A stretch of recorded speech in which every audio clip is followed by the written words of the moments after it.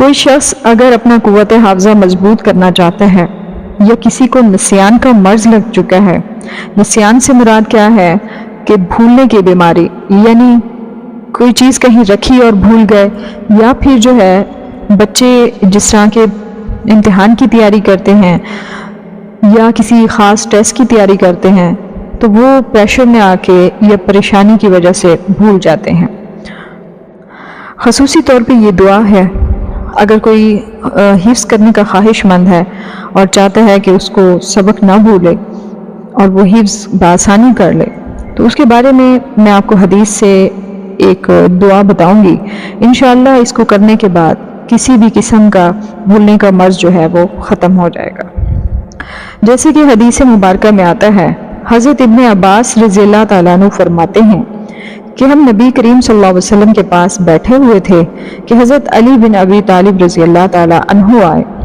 اور عرض کیا، یا رسول اللہ صلی اللہ علیہ وسلم، میرے ماں باپ آپ پر قربان، میرے سینے سے قرآن نکلتا جا رہا ہے۔ فرمایا میں اس کے حفظ پر قادر نہیں رہا تو آپ صلی اللہ علیہ وآلہ وسلم نے فرمایا، ابو الحسن، میں تمہیں ایسے کلمات سکھاتا ہوں کہ تمہیں بھی فائدہ پہنچائیں گے اور جسے بتاؤ گے اس کے لیے بھی فائدہ مند ہوں گے، اور جو کچھ تم سیکھو گے وہ تمہارے سینے میں رہے گا۔ تو عرض کیا، جی ہاں ضرور سکھائیے۔ آپ صلی اللہ علیہ وآلہ وسلم نے فرمایا، جمعہ کی شب کو اگر تم رات کے آخری حصے میں اٹھ سکو تو یہ گھڑی ایسی ہے کہ فرشتے اس وقت حاضر ہوتے ہیں اور دعا کی قبولیت کا وقت ہوتا ہے، کیونکہ آپ صلی اللہ علیہ وسلم نے فرمایا، میرے بھائی یعقوب علیہ السلام نے بھی اپنے بیٹوں کو یہی کہا تھا کہ ان قریب جمعہ کی رات تم لوگوں کے لیے مغفرت کی دعا کروں گا، لیکن اگر اس وقت بھی نہ اٹھ سکو تو رات کے درمیانی حصے میں اٹھ جاؤ، اور اگر اس وقت بھی نہ اٹھ سکو تو رات کے پہلے تہائی حصے میں 4 رکعت نماز پڑھو۔ پہلی رکعت میں سورہ فاتحہ کے بعد سورہ یاسین، اور دوسری رکعت میں سورہ فاتحہ کے بعد سورہ دخان، اور تیسری رکعت میں سورہ فاتحہ کے بعد سورہ حامیم سجدہ، اور چوتھی رکعت میں سورہ فاتحہ کے بعد سورۃ ملک پڑھو۔ پھر جب آخر میں اتحیات سے فارغ ہونے کے بعد خوب اچھے طریقے سے اللہ تعالیٰ کی حمد و ثنا کرو، پھر اسی طرح مجھ پر اور تمام انبیاء پر درود بھیجو،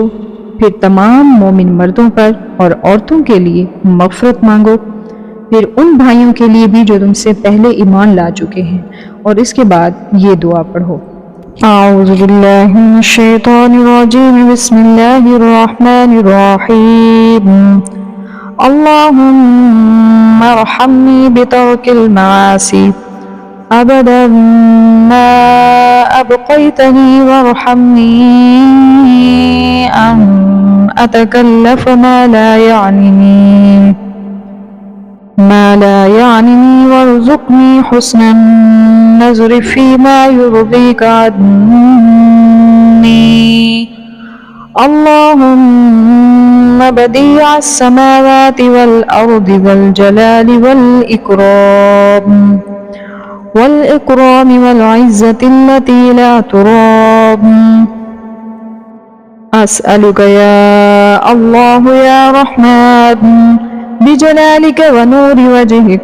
أن تنور بكتابك بصري، وأن تطلق به لساني، وأن تفرج به عن قلبي، وأن تشرح به صدري، وأن توصل به بدني،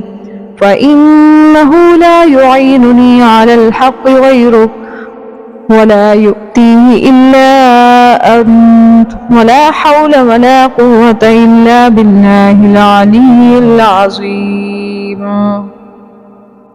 اس کو پڑھنے کے بعد اللہ تبارک و تعالی سے عاجزی سے دعا مانگے، انشاءاللہ